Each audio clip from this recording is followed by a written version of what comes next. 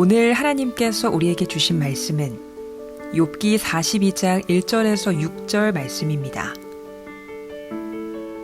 욥이 여호와께 대답하여 이르되 주께서는 못하실 일이 없사오며 무슨 계획이든지 못 이루실 것이 없는 줄 아오니 무지한 말로 이치를 가리는 자가 누구니이까. 나는 깨닫지도 못한 일을 말하였고 스스로 알 수도 없고 헤아리기도 어려운 일을 말하였나이다. 내가 말하겠사오니 주는 들으시고 내가 주께 묻겠사오니 주여 내게 알게 하옵소서. 내가 주께 대하여 귀로 듣기만 하였사오나 이제는 눈으로 주를 배옵나이다. 그러므로 내가 스스로 거두어 드리고 티끌과 재 가운데에서 회개하나이다. 아멘. 오늘 함께 읽은 이 본문의 말씀을 통하여서 우리는 오늘 욥이라고 하는 한 사람을 만나게 됩니다. 이 욥이라고 하는 사람을 향한 하나님의 평가는 우리가 너무나도 잘 알고 있습니다.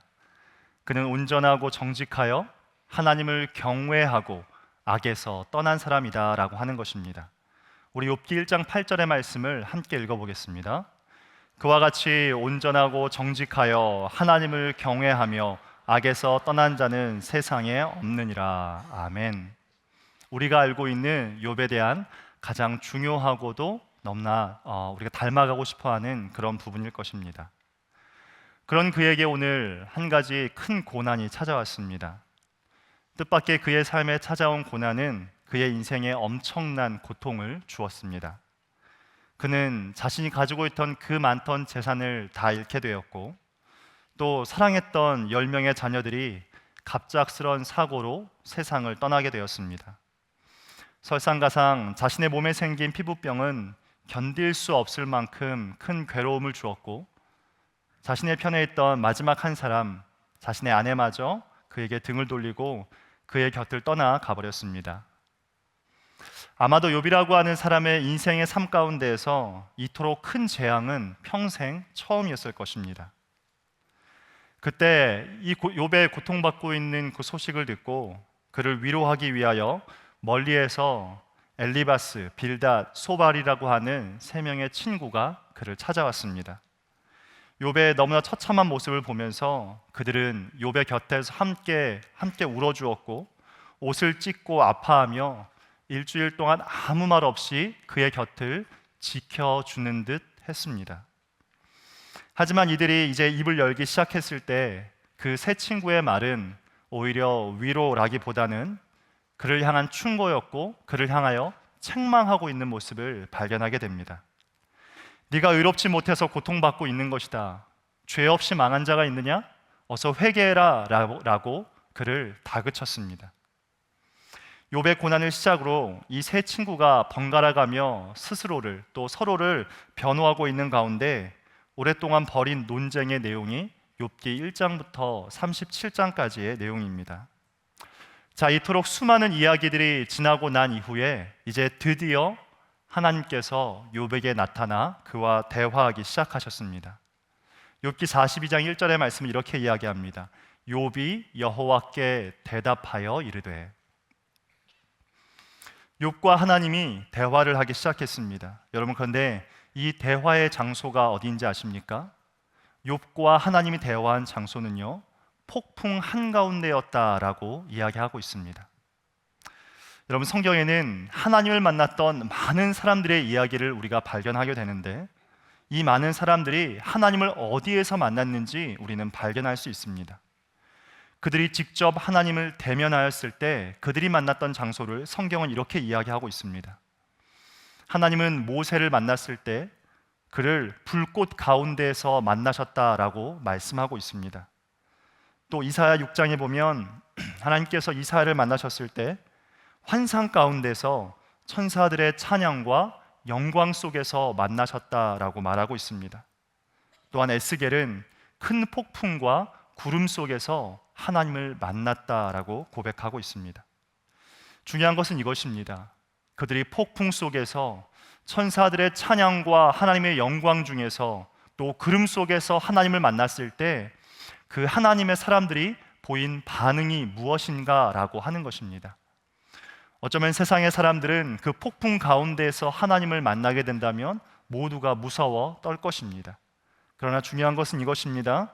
하나님의 사람들, 그 하나님의 사람들이 하나님을 폭풍 가운데에서 만났을 때 누리는 것은 여러분 무서움의 대상이 아니라 지난주 담임 목사님 말씀처럼 경외감, 곧 위대하신 분을 보며 갖는 두려움을 느끼게 된다라고 하는 것입니다. 여러분 오늘 이 예배 자리 가운데 나오신 여러분들은 오늘 이 하나님 앞에 나오면서 어떠한 마음으로 하나님께 나오셨습니까? 성경을 보면 하나님은 우리의 친구라고 표현을 하기도 합니다.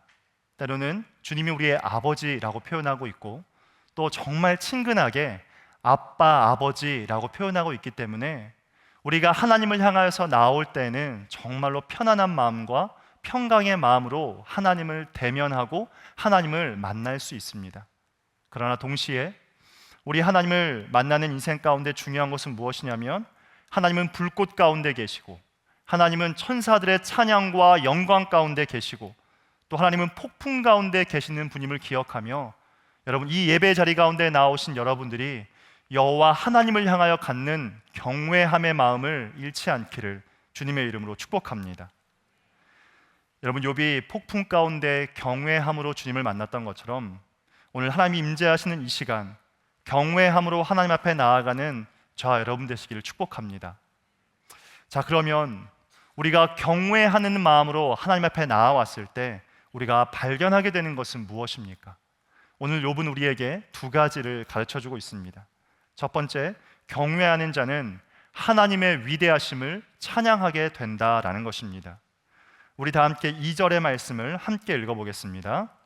주께서는 못하실 일이 없사오며 무슨 계획이든지 자, 오늘 2절 말씀에 보면 무슨 일이든 못 이루실 것이 없다라고 하는 것에 히브리어 콜이라고 하는 단어는요 어떤 의미를 가지고 있냐면 주님 당신은 모든 것을 하실 수 있습니다. 당신은 온 세상의 온 우주의 주인이십니다 라고 하는 그런 뜻을 가지고 있습니다. 하나님의 능력, 하나님이 온 우주의 주인이심을 고백하고 있는 것입니다. 여러분 그분의 목적은 무엇이냐면 넓은 의미에서는 하나님께서 온 세상과 온 우주를 통치하고 계시다라고 하는 것이고 좁은 의미에서 보면 하나님께서 이 세상에 일어나는 인간사와 우리가 이 땅에서 일어나는 수많은 이해할 수 없는 많은 모든 일들 피조물 전체를 하나님께서 당신의 목적을 따라서 계획하시고 또 인도해 가신다라는 것입니다. 여러분 하나님께서는 스스로 욥기 38장 말씀에 자신이 어떤 분인지 이렇게 고백하고 있습니다. 우리 함께 4절, 18절, 26절, 27절의 말씀을 함께 읽어보겠습니다. 내가 땅의 기초를 놓을 때에 땅의 너비를 내가 측량할 수 있느냐? 누가 사람 없는 광야에 비를 내리며 연한 풀이 돋아나게 하였느냐? 여러분 하나님은 온 우주, 이 온 세상의 땅에 기초를 놓으신 분입니다.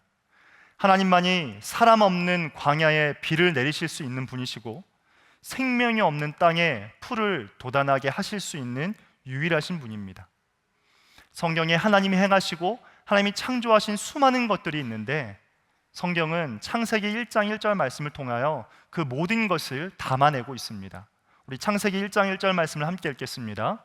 태초에 하나님이 천지를 창조하시니라. 아멘. 여러분 이 짧은 한 구절은 하나님께서 얼마나 크고 위대하신 분인가를 우리에게 보여줍니다. 태초, 하나님, 천지, 창조 이 네 가지의 단어 속에 하나님의 영광과 하나님의 위대하심이 너무나 잘 드러나 있습니다. 여러분 태초가 언제입니까? 여러분 이 세상 가운데 이 세상과 온 우주의 시작이 언제이며 그 시작을 알고 있는 사람이 있습니까? 아무도 없습니다.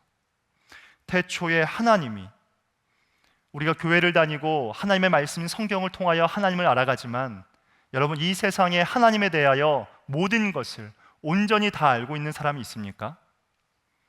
청년의 때에 여러분 20년 또 30년 많은 세월들을 우리가 살아왔지만 함께 평생토록 함께 살아왔던 여러분의 부모님에 대하여 30년 정도 살았으면 여러분의 부모님에 대해서 다 알고 계십니까? 여러분, 우리가 육신의 부모에 대해서도 다 알지 못하는데, 여러분, 무한하신 그 하나님을, 여러분, 어두움인 인간이 빛이신 그 하나님을 우리가 어떻게 다 알 수 있겠습니까? 태초에 하나님이 천지를, 여러분, 천지란 하늘과 땅을 이야기하는 것이죠. 온 우주를 말합니다. 자, 그러면 온 우주의 크기를 다 아는 사람은 있습니까? 여러분, 과학자들이 인간이 관측할 수 있는 우주의 가장 먼 별을 약 200억 광년 정도의 거리까지 발견하고 볼 수 있다라고 이야기합니다. 우리의 머릿속으로 생각했을 때에도 어마어마하다라고 하는 생각을 하지만, 결국은 밝혀낼 수 없는 것은 그 200억 광년의 거리 그 이후에는 무엇이 있는가라고 하는 것에 대해서 알지 못하고, 그러면 그 우주의 끝은 어디 있는가라고 하는 것에 대해서도 알지 못한다라고 하는 것입니다. 태초에 하나님이 천지를 창조하시니라. 그러면 하나님께서 우리에게 말씀하신, 하나님이 창조하신 그 창조의 모든 것을 알고 있는 사람이 있습니까? 그마저도 없다라고 하는 것이죠. 과학의 대단한 발견으로 사람들은 수많은 질병을 고칠 수 있게 되었습니다. 그러나 여전히도 이 땅 가운데에는 밝혀내지 못한 수많은 비밀들이 있습니다. 사람의 생명이 되는 피라고 하는 그것조차도 인간은 만들 수 없다라고 하는 것이죠. 왜 그렇습니까? 우리는 창조주가 아니라 피조물이기 때문에 그렇습니다. 여러분, 그래서 바울은 뭐라고 고백합니까? 온 세상에서 영광을 받으실 만한 분은 여호와 하나님 한 분밖에 없다라는 것입니다. 우리 로마서 11장 36절의 말씀을 함께 읽겠습니다. 이는 만물이 주에게서 나오고 주로 말미암고 주에게로 돌아감이라. 그에게 영광이 세세에 있을지어다. 아멘. 여러분, 창조주 하나님은 영광 받기에 합당하신 분인 줄 믿습니다. 여러분, 그렇다면 하나님께서 영광 받으시기에 합당하신 분인데, 그렇다면 우리 개인에게, 여러분의 삶에, 욥이라고 하는 그 개인의 삶 가운데 하나님은 어떤 분이십니까? 여러분, 그분이 창조주이시기 때문에, 여러분, 욥 또한 하나님으로부터 나왔기 때문에 욥에게 일어나고 있는 그 모든 사건도 결국은 하나님의 주권 아래에 있다라는 것입니다.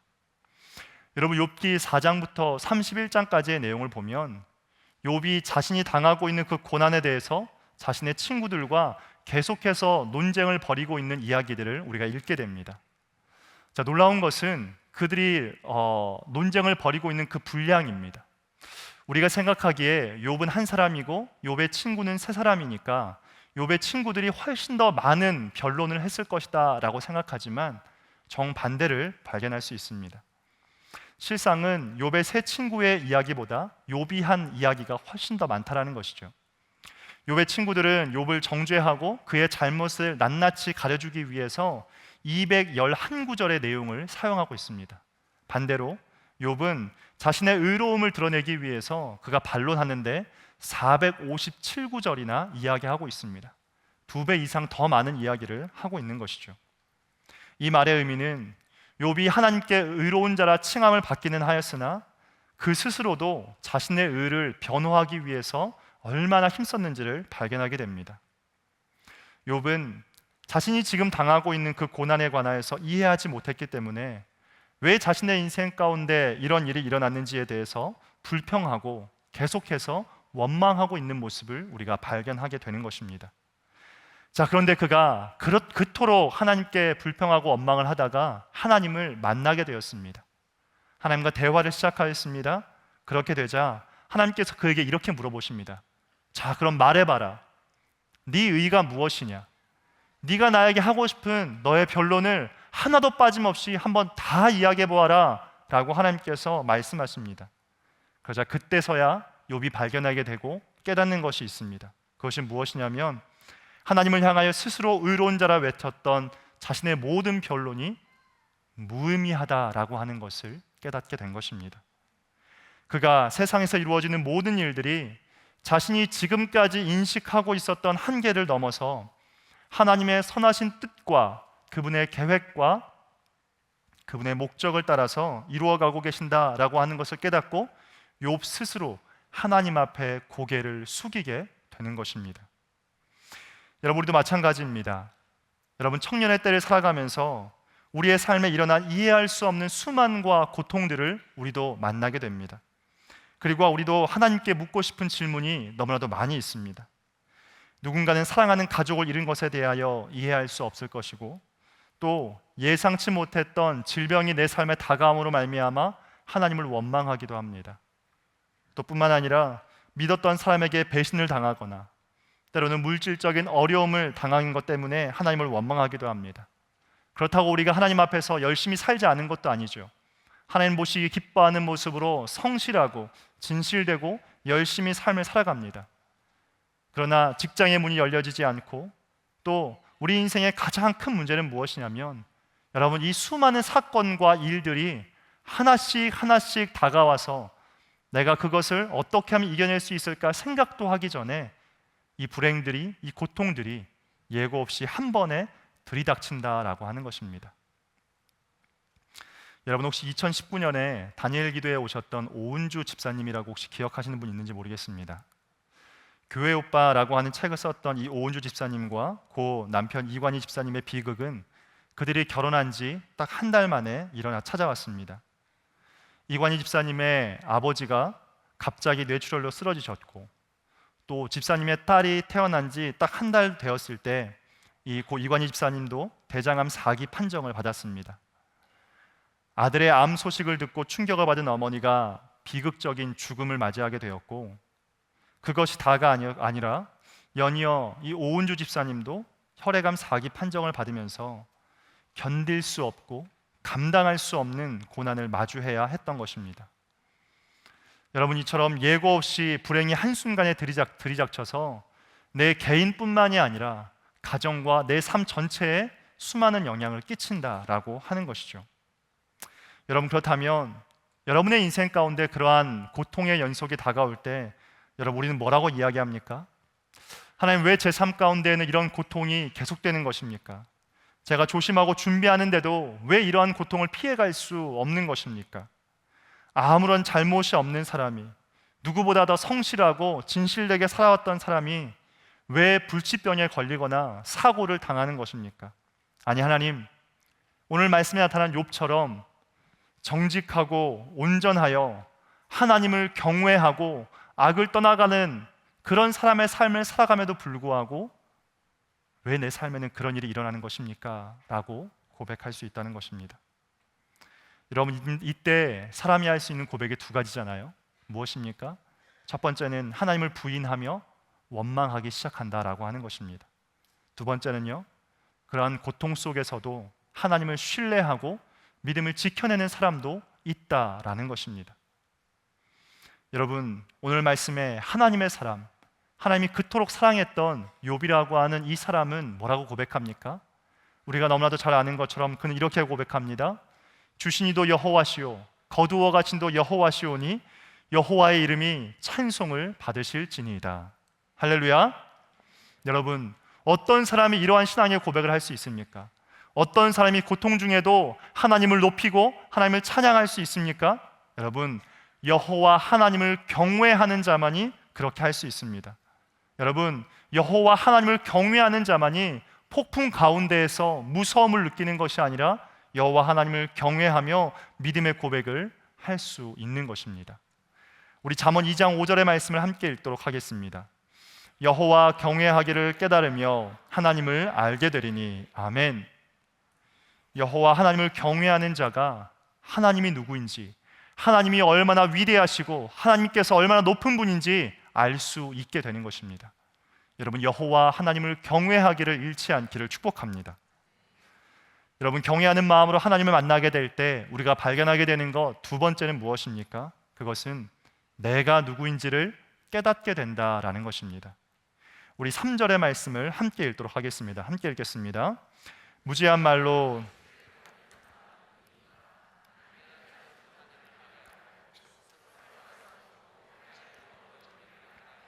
아멘. 여러분, 하나님을 간접적으로 알고 있었던 욥이, 하나님이 멀리 계셨다라고 생각했던 욥이 오늘 하나님과 직접 대면하고 그분과 대화를 하고 있습니다. 그때 그는 이런 고백을 하게 됩니다. 저는 무지합니다. 저는 이해할 수 없는 말로 제 스스로를 변호했습니다. 하나님, 저는 깨닫지도 못하는 일들을 아는 척하며 삶을 살았습니다 라고 고백하고 있는 것입니다. 욥이 하나님을 만나기 직전까지 자신이 알고 있던 그 모든 지식과 자신의 지혜를 동원해서 자신에 대해서 변론했지만, 그가 경외하는 마음으로 하나님 앞에 서게 되었을 때 그는 깨닫게 되었습니다. 아, 나는 무지한 사람이구나 라고 하는 것을 깨달은 것입니다. 하나님께서 욥에게 이렇게 물으셨습니다. 너의 가슴 속에 있는 그 지혜는 도대체 누가 준 것이냐 라고 욥에게 물으셨습니다. 다시 말하면 네가 스스로를 의롭다라고 말을 하고 있는데 그 지혜는 누가 준 것이냐 라고 물으시는 것입니다. 하나님은 저와 여러분들에게도 물으실 것입니다. 네가 가지고 있는 그 지식, 그 지혜, 네가 이 삶을 살아가고 있는 그 힘과 그 능력은 네가 스스로 가지고 있는 것이냐 아니면 내가 준 것이냐 라고 우리에게 물으실 것입니다. 여러분, 저는 두 아이의 아빠입니다.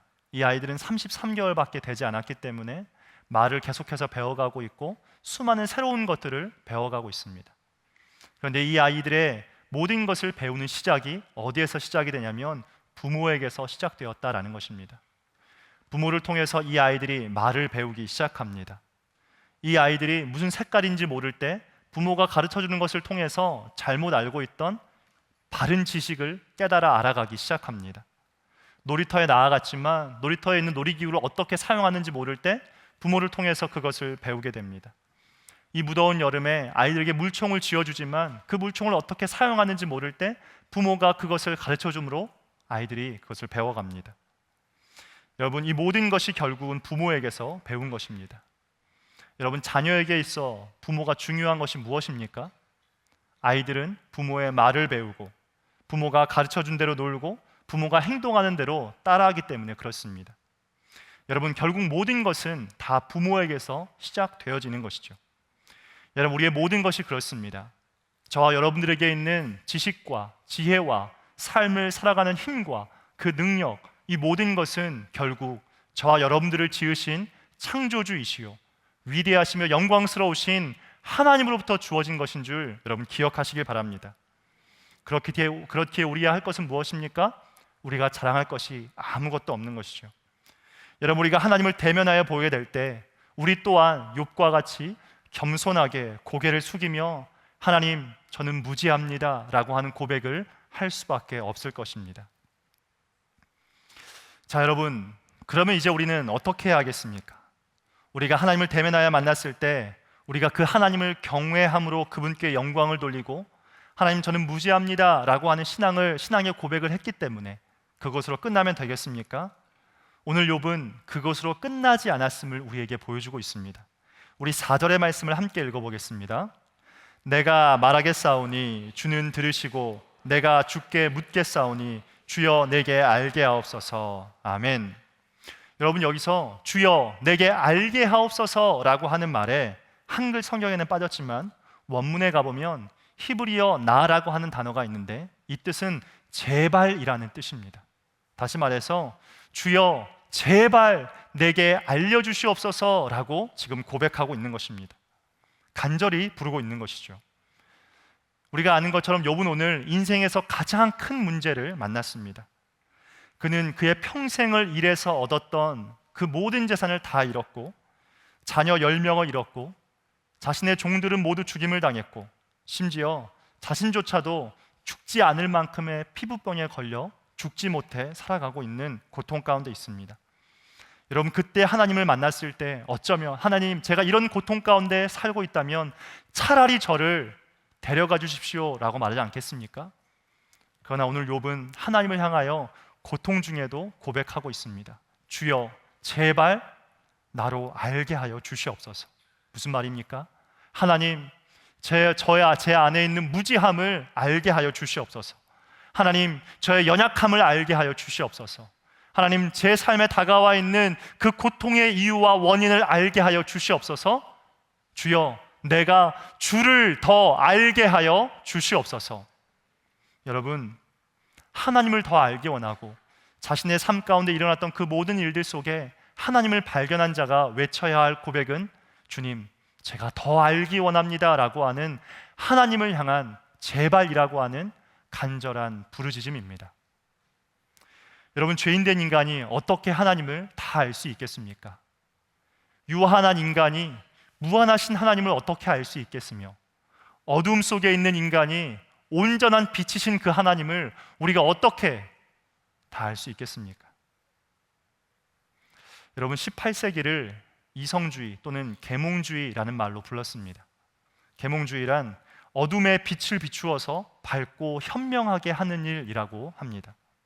굉장히 좋은 뜻 같지만 여러분, 이 시대에 일어났던 일들은 이성으로 모든 것들을 결정짓고 판단하고 이성으로 이것이 진리인지 아닌지를 만드는 척도가 되었습니다. 다시 말해서 인간의 이성이 모든 것의 척도가 되어서 신격화되었다라고 하는 것이죠. 이러한 인간의 이성이 중시되면서 어떤 일이 기독교 안에 일어나기 시작했냐면, 인간의 이성으로는 도저히 이해할 수 없는 성경에 기록되어져 있는 계시와 믿음의 자리를 이성이 찬탈해 가기 시작했습니다. 인간의 이성으로 이해할 수 없는 삼위일체를 그들이 반대하기 시작했고, 인간의 이성으로 이해할 수 없는 부활에 대해서 그들이 반대하기 시작했습니다.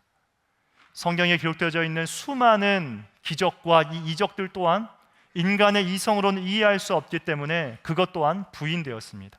다시 말해 성경 전체가 부인된 것이죠. 여러분, 그러면 사람의 이성으로, 여러분의 이성으로 하나님뿐만 아닐지라도 이 세상의 모든 것들을 여러분들이 이해할 수 있습니까? 없습니다. 여러분, 이 세상에 일어나고 있는 일들도 우리가 다 이해하지 못하는데 어떻게 우리가 하나님에 관하여 모든 것을 다 알 수 있겠습니까? 여러분, 초대교회 당시 바리새인이며 최고의 교육을 받았던 이 바울도 하나님을 만나고 난 이후에 지식인이었던 그가 하나님을 향해 이렇게 고백합니다. 로마서 11장 33절의 말씀을 함께 읽겠습니다. 깊도다 하나님의 지혜와 지식의 풍성하며 그의 판단은 헤아리지 못할 것이며 그의 길은 찾지 못할 것이로다. 아멘. 아무리 많은 것을 배운 지식인이다 할지라도 여러분, 하나님을 만나게 된다면 그가 하는 고백은 무엇이냐면, 주님, 저는 무지합니다 라고 하는 고백인 것입니다. 여러분, 그래서 어거스틴은 이런 고백을 했습니다. 당신이 이해할 수 있다면 그분은 이미 하나님이 아니라는 것입니다. 여러분이 이해할 수 있다면 여러분은 그 하나님을 믿겠습니까? 여러분과 하나님이 동등할 텐데요. 여러분, 우리 하나님은 우리의 힘으로 다 알 수 없는 것입니다. 그러나 중요한 것은 이것입니다. 여러분, 그럼에도 불구하고 우리는 하나님 알아가기를 더욱 힘써야 한다라고 하는 것입니다. 욥의 고백과 같이 주여 제발 내가 주님을 더 알게 하여 주시옵소서라고 간절하게 외쳐야 한다라고 하는 것입니다. 여러분, 안타깝게도 우리는 이 땅을 살아가면서 하나님을 알아가기보다 세상을 향하여 세상에 관한 지식을 찾기 위해 더 많이 힘쓰고 또 애쓰고 있는 것 같습니다. 영어를 잘하기 위해서 정말 힘쓰고 있죠. 좋은 대학 가기 위해서 정말 많이 힘쓰고 있고요.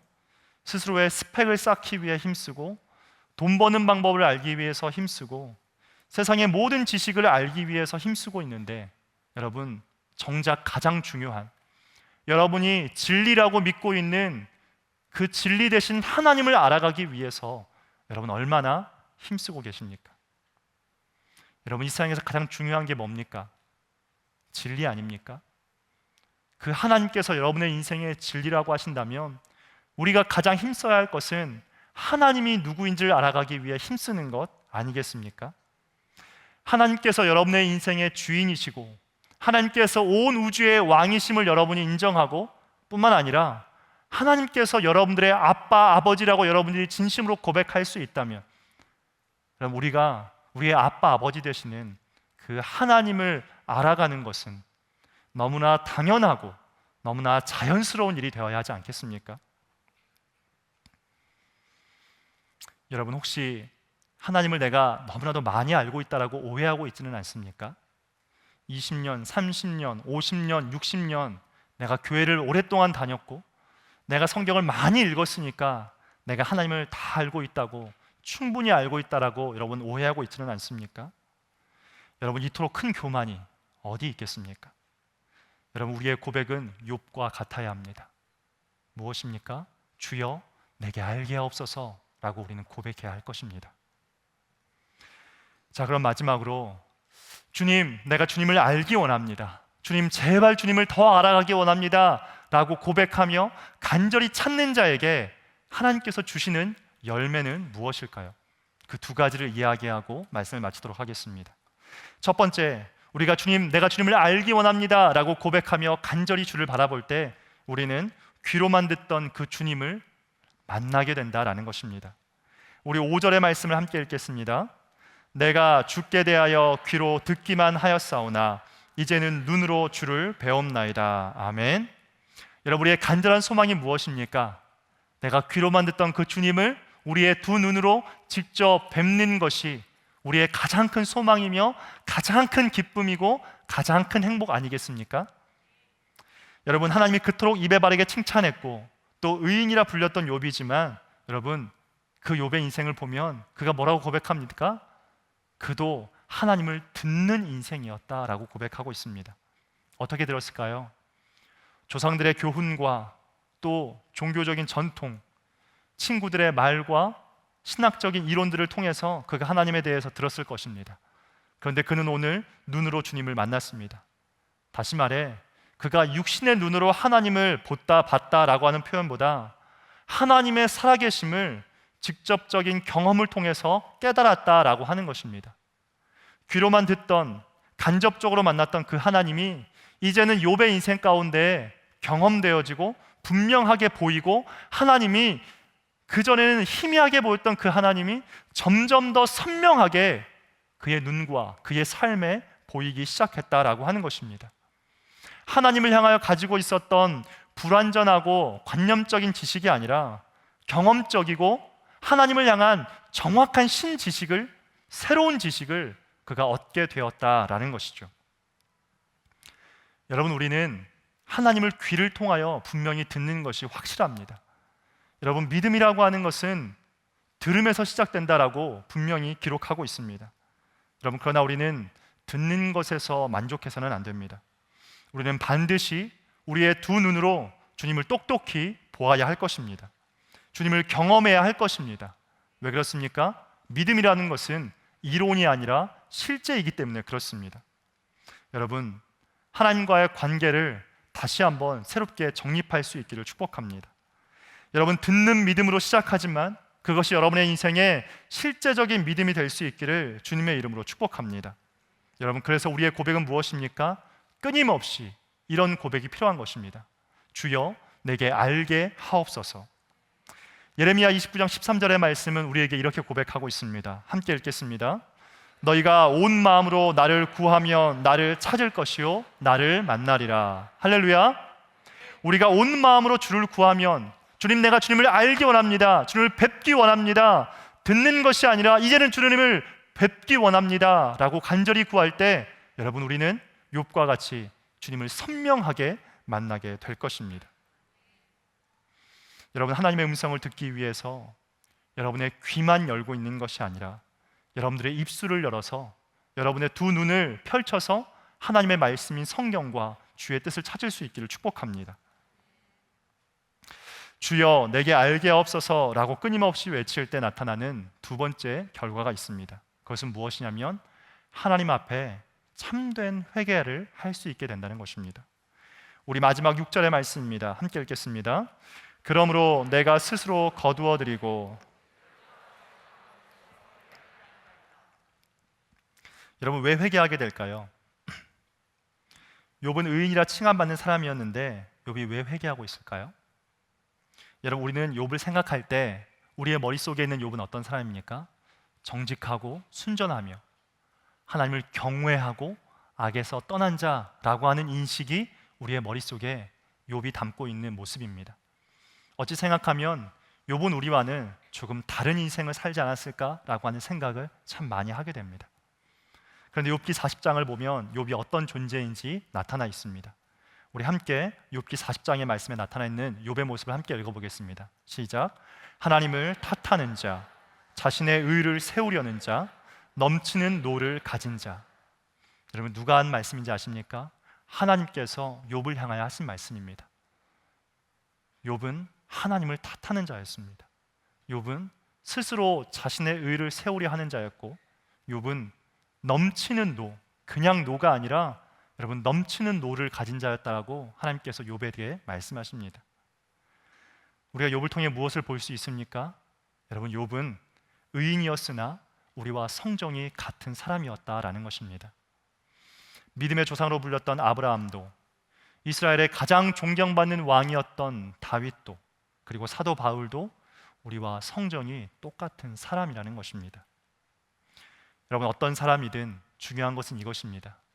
주여 내게 알게 하옵소서라고 외치며 주님을 찾고 주님을 만나게 되면 우리는 결국 그 하나님 앞에서 진실된 회개를 하게 된다라는 것입니다. 만약 여러분들이 하나님을 만났는데, 정말 여러분들이 그 하나님을 선명하게 만났는데도 불구하고 하나님 앞에서 회개한 적이 없다면 여러분들은 어쩌면 하나님을 귀로 들은 사람일 수밖에 없습니다. 이사야가 하나님을 만나게 되었을 때, 하나님을 천사들의 찬양과 영광 중에 하나님을 만나게 되었을 때 뭐라고 고백했는지 아십니까? 화로다 나여 망하게 되었도다 라고 경외하는 마음으로 벌벌 떨었습니다. 하나님 아버지 앞에서 회개하지 아니하고서는 견딜 수가 없는 것입니다. 여러분, 우리가 죄인임을 깨달으려면 어떻게 해야 됩니까? 우리가 진실된 죄인임을 깨달으려면 어떻게 해야 됩니까? 하나님 앞에 나아가 고백해야 됩니다. 주여 나로 알게 하여 주시옵소서. 말씀을 정리하겠습니다. 여러분, 모든 인생에는 고통이 있습니다. 그리고 우리는 종종 그 고통이 왜 나에게 왔는지 몰라 헤매이고 혼란스러워하고 하나님을 원망할 때가 있습니다. 그러나 오늘 하나님은 욥을 통해서 하나님의 사람들에게 하나님의 사람들이 가져야 할 신앙의 자세가 무엇인지를 우리에게 가르쳐 줍니다. 그 첫 번째는 여호와 하나님 경외하기를 잊지 말라는 것입니다. 왜냐하면 오직 하나님을 경외하는 자만이 하나님의 영광을 볼 수 있고, 하나님을 경외하는 자만이 자신이 누구인지를 깨달을 수 있기 때문에 그렇습니다. 하나님의 사람들의 신앙의 자세 두 번째는요, 끊임없이 주님을 향하여 주여 내게 알게 하여 주시옵소서 라고 외쳐야 한다라고 하는 것입니다. 여러분, 그때 우리는 하나님을 귀가 아닌 우리의 두 눈으로 보게 될 것이고, 주여 내게 알게 하옵소서 라고 외치는 자만이 하나님 아버지 앞에서 참된 회개의 눈물을 쏟을 수 있기 때문에 그렇습니다. 오늘 욥의 인생의 이야기를 함께 들으며 여러분들은 무엇을 선택하시겠습니까?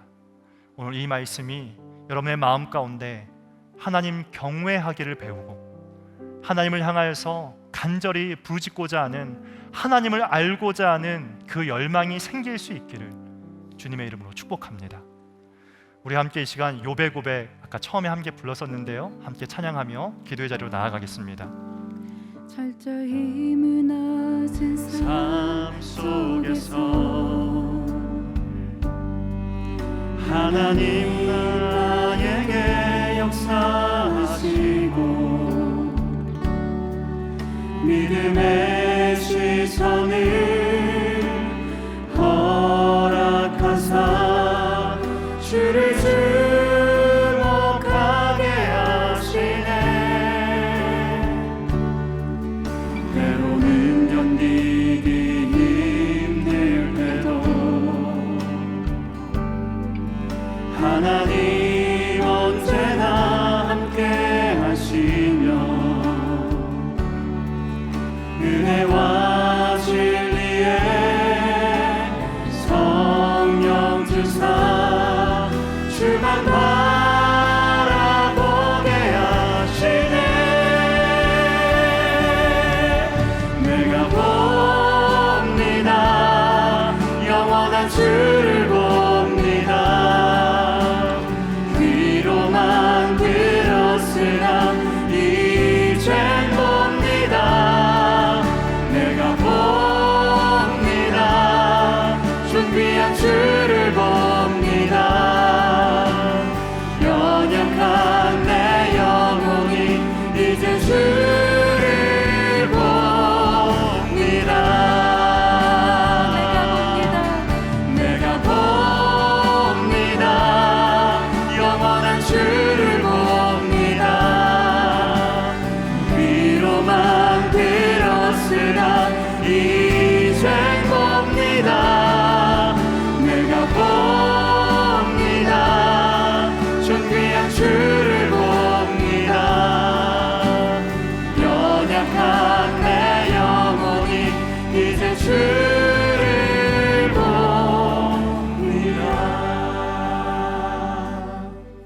제가 말씀을 기억하며 함께 기도하겠습니다. 여러분, 귀로만 듣던 사람이 어떻게 두 눈으로 똑똑히 주님을 볼 수 있습니까? 오직 여호와를 경외하는 자만이 위대하신 주님을 만날 수 있습니다. 또한 주여 내게 알게 하소서라고 간절히 부르짖는 사람만이 주님을 볼 것입니다.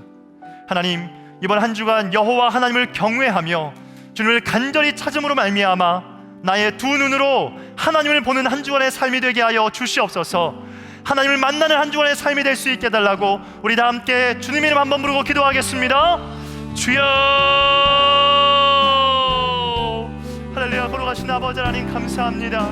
욥의 인생 가운데서 나타났던 수많은 아픔과 고통과 눈물들이 있었으나 이 영혼이 아버지 하나님 주님을 향한 그 믿음과 의를 잃지 않으로 말미암아 여호와 하나님을 만났습니다. 하나님, 누가 하나님을 만날 수 있습니까? 우리의 삶 속에서 주 여호와 아버지를 만나는 인생이 되기를 원하고 소망합니다. 걸어가신 아버지 하나님, 여호와 하나님 경외하기를 배울 뿐만 아니라 그 경외하기를 잃어버리지 않게 하여 주시고 우리의 한 주간의 삶 가운데서 하나님을 경외함으로 말미암아 여호와 하나님의 영광을 보는 인생이 될 수 있게 하여 주시옵소서. 여호와 하나님을 경외함으로 말미암아 내가 누구인지를 깨닫는 인생이 될 수 있게 하여 주시옵소서. 하나님, 하나님을 향한 부르짖음이 내가 주님을 더 알기 원한다고, 제발 주님 나에게 알려달라고 하나님을 향한 그 간절한 부르짖음이 멈추지 않기를 원하고 소망합니다. 살아계신 아버지 하나님, 주를 향하여 부르짖는 자에게, 온 마음으로 주를 찾는 자에게 하나님께서 응답하신다라고 말씀하셨사오니 하나님을 향한 그 간절한 부르짖음을 가지고 살아가는 주의 거룩한 백성에게 당신의 하나님의 은혜와 사랑을 더하여 주시옵소서. 하나님, 우리가 아버지의 귀로 듣는 주님이 아니라 우리의 삶 속에서 주 여호와 아버지를 경험하는 인생이 될 수 있도록 도와주시고 여호와 하나님을 만나는 인생으로 이 땅을 살 수 있게 하여 주시옵소서.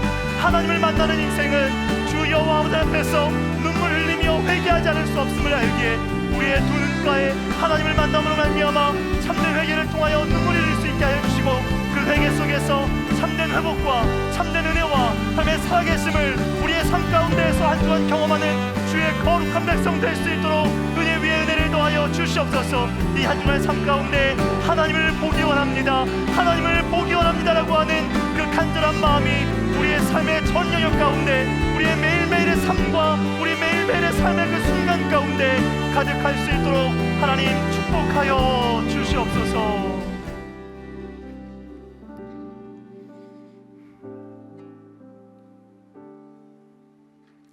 살아계신 하나님 아버지, 이 시간 하나님을 경외하는 마음으로 예배를 드렸습니다. 하나님만을 높이는 그 두려운 마음으로 주께 드린 나의 예배를 주님 받아주시옵소서. 매일 매 순간마다 하나님 경외하는 마음으로 살아갈 수 있게 하여 주시고 그 마음을 하나님 앞에서 잃어버리지 않게 하여 주시옵소서. 하나님께서 폭풍 중에서 천사들의 찬양과 영광 가운데에서 내 삶에 나타나시고 드러나실 수 있도록 하나님을 경외하는 마음이 우리의 삶의 중심에 있을 수 있게 하여 주시옵소서.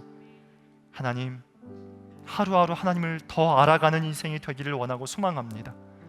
하나님을 만났기 때문에 끝났다라고 하는 것이 아니라 하나님을 만나는 그 순간부터 하나님을 더 깊이 알아가는 인생 되게 하여 주시옵소서. 그래서 우리가 하나님을 듣는 인생을 넘어서 매일매일의 삶 가운데에서 하나님을 두 눈으로 명확히 보고 하나님을 경험하는 인생을 한 주간 살아갈 수 있게 하여 주시옵소서.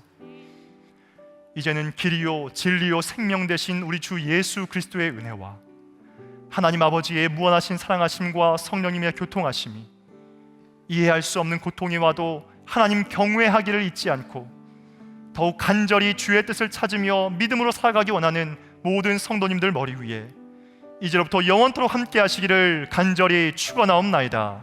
아멘.